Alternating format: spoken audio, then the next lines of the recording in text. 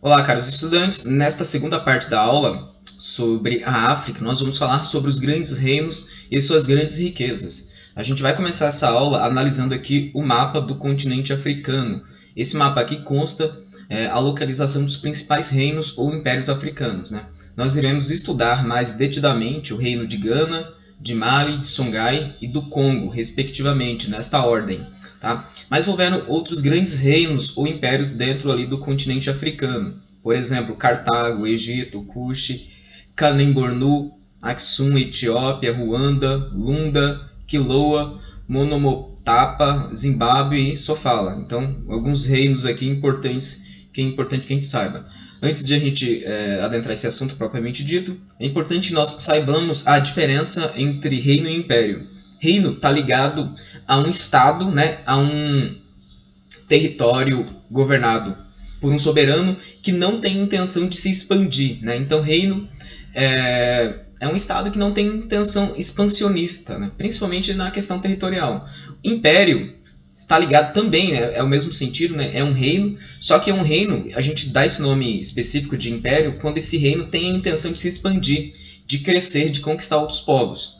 Bom, a gente vai ver agora aqui as rotas transarianas. Essas rotas foram importantes porque permitiram contatos comerciais da África subsaariana com a África do Norte, né, e da África do Norte com a Europa, com o Mediterrâneo e com a Ásia, através ali da Península Arábica, que fica mais ou menos aqui. E aqui nós temos, por exemplo, a cidade de Meca, Medina, e aqui os contatos, as rotas comerciais que a Península Arábica fazia com a África do Norte e a África subsaariana, mais abaixo aqui, abaixo do deserto do Saara, que fica localizado mais ou menos nessa região.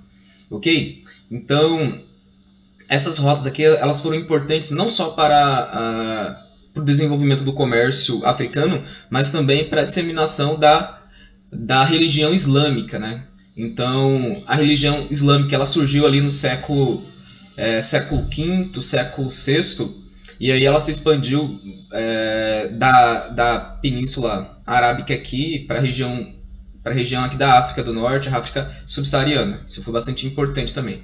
Então, o Egito ele foi o primeiro país africano, né, a se converter ao islamismo e, através do comércio, posteriormente, outros estados africanos também se converteram ao Islã graças, né, ao contato que eles tiveram com comerciantes árabes.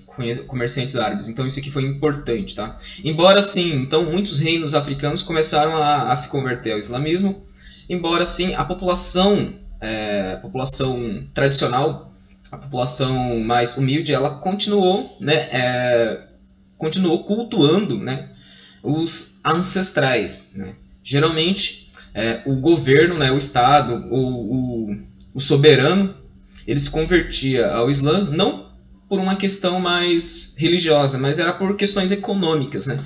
Então nós sabemos que a economia ela sobrepõe a qualquer outra instância, né? Então eles viram que se converter ao Islã ia facilitar o comércio e aumentar suas riquezas, então eles fizeram isso, eles se converteram ao Islã.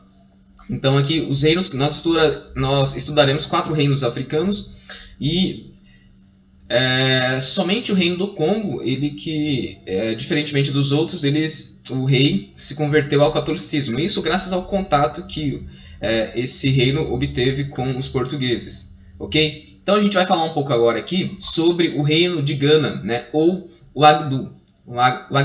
Então esse foi um reino importante.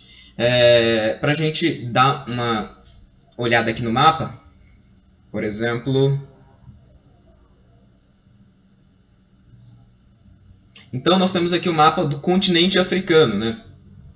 Então, os 3 reinos que nós estudaremos inicialmente aqui, Gana, Mali e Songhai, eles ficam na região oeste, né?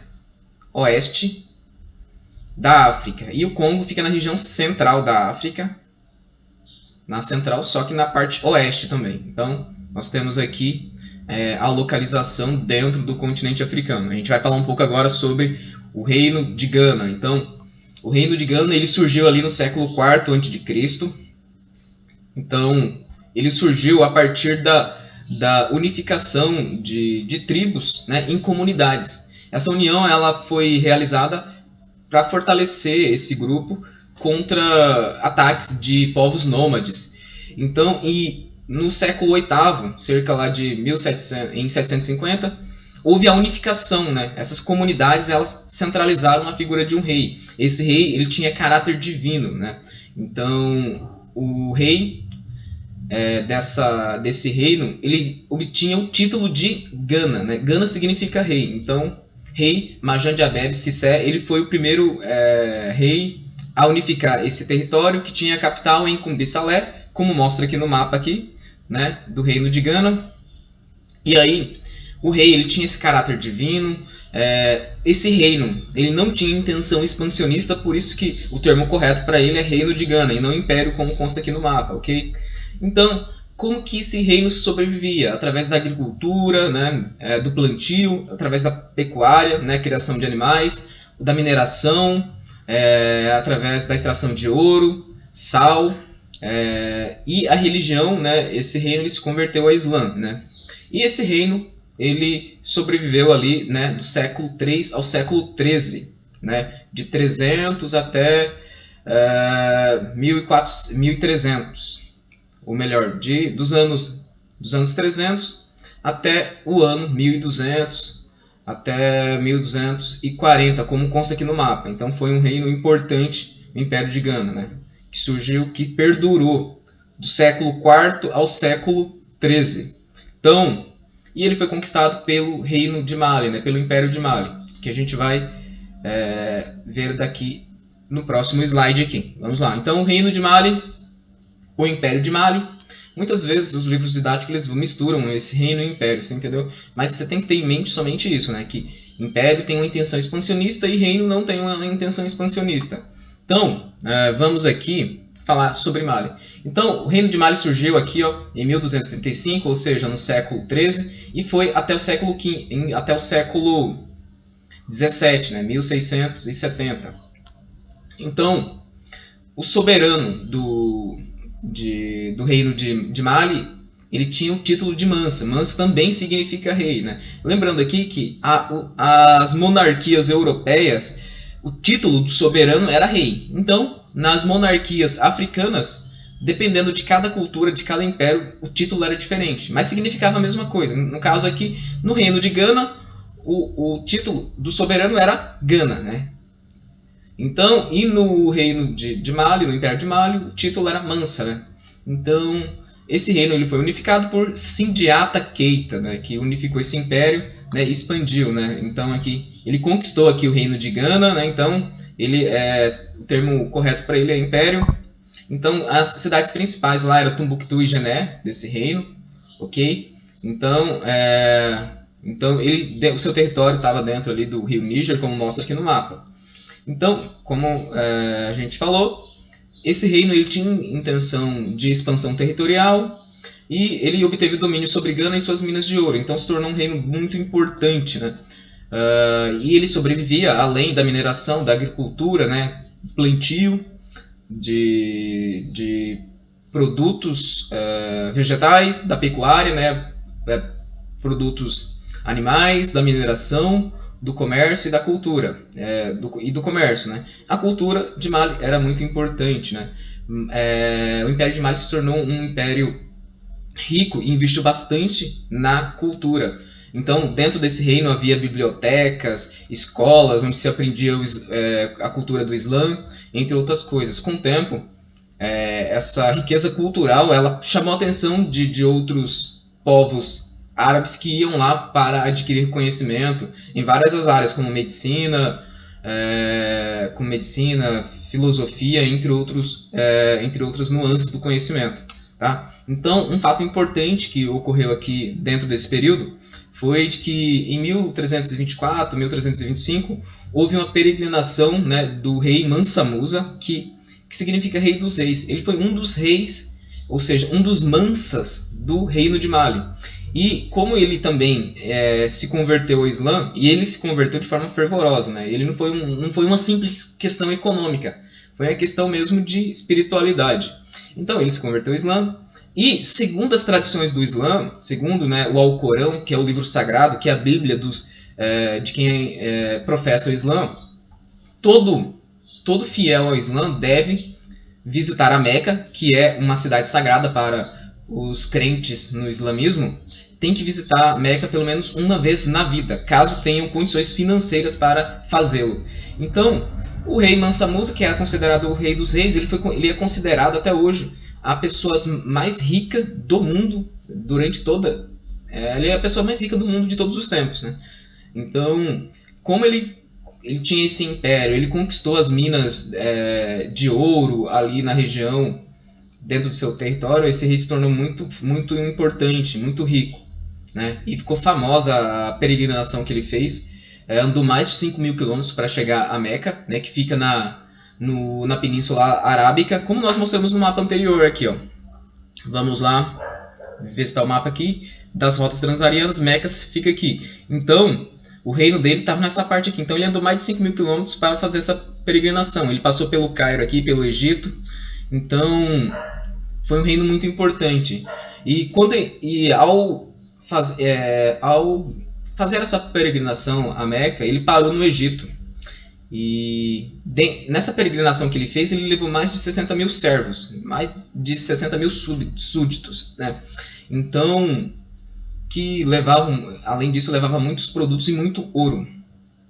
O que ocorre é que, ao chegar no Egito, ele distribuiu muito ouro para os egípcios, né, como forma de caridade. Ele distribuiu tanto ouro, mas tanto ouro, que o ouro no Egito perdeu o valor, né? Nós sabemos que no mundo da produção, no sistema econômico que nós vivemos, quanto mais produtos você tem,